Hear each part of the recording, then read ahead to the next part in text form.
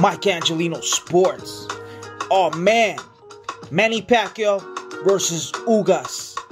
I'm gonna break it down real quick, man. All right, so the fight was short notice. So how do you train for Manny Pacquiao? It was gonna be, a lot of people weren't giving Ugas any chance, but I seen Ugas fight Porter, and I was like, oh whoa, I see something. And so I had a debate with a couple of my friends, like, dog, don't sleep on Ugas, man. Do not sleep on Ugas, man. That guy's slick, man. He's 5'9". He comes forward, slick, dog. He counters you, controls the pace, goes to the body, works the jab, goes down with the jab, goes upstairs with the jab, through that overhand. Oh man, dude, he took Manny to school, man. I mean, what do you expect? Manny's already 42 years old. He hasn't fought in 2 years. So people were just going off the name, and I was like, hey man, do not sleep on Ugas, man. Oh yeah, but there's only two weeks training camp, and I'm like, dude, this guy's Cuban. Do you understand the Cuban boxing pedigree? The Cubans dominate the amateurs. The Cubans dominate the Olympics. In the amateurs, it's tournament fighting. Meaning, you don't fight. You don't see tape of the fighter you're gonna fight. It's a tournament. You get the notice of who you're gonna fight the same day, or you're gonna fight the next day. So you have to adapt inside the ring. So, and the Cubans are great when it comes to the amateurs and the Olympics. They know how to adapt. They know that style of boxing. So when the fight was announced, I'm like, dude, do not underestimate Cuban boxing. Do not underestimate Ugas. Manny hasn't fought, and man, he needs to adapt to Ugas if you really want to break it down. And people laughed at me, and guess what happened, man? He took Manny to school.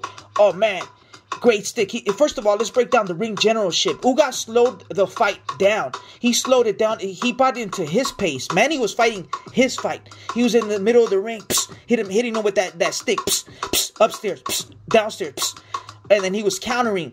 He waited. He had a high guard, and he was waiting. Took a little step back. Boom, countered Manny. Manny rushed him, took 2 steps to the back and then to the side. Manny took him to the ropes. Boom, he spinned him around. It was just like a bull and a matador, man. Manny couldn't reach him. He was countering him, and he was hitting him with that overhand right, man, working off that jab. When he was using that jab 2 times, when he jabbed twice, boom, he was hitting him with that overhand right. Boom, he was hitting him to the body. It's just like he threw the whole arsenal at Manny, and Manny, he couldn't, man. And all respects to the legend. Manny's a walking memorial. Manny's a legend. But the hands of time, or the father of time, it's time, man. It's time. He did hit Ugas with a couple of shots, but no, man, he wasn't hitting him flush. Ugas with his defense was phenomenal, man. Defense to offense, offense to defense, countered him. He threw everything at him, man. It was a great game plan. The Cubans, man, they had a great strategy. They had 2 weeks of training camp, but if you really want to break it down, they only had 1 week of training camp, because you have to eliminate fight week.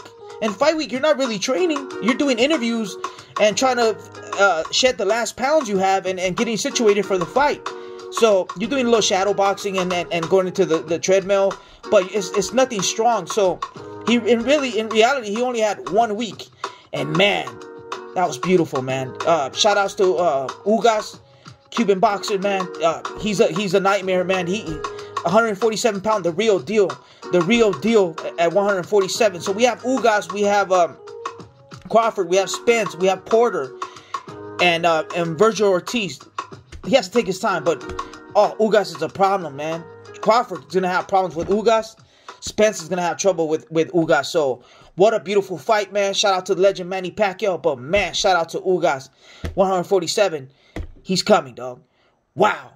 All right, man. That's all I got. Mike Angelino Sports. I'm gone.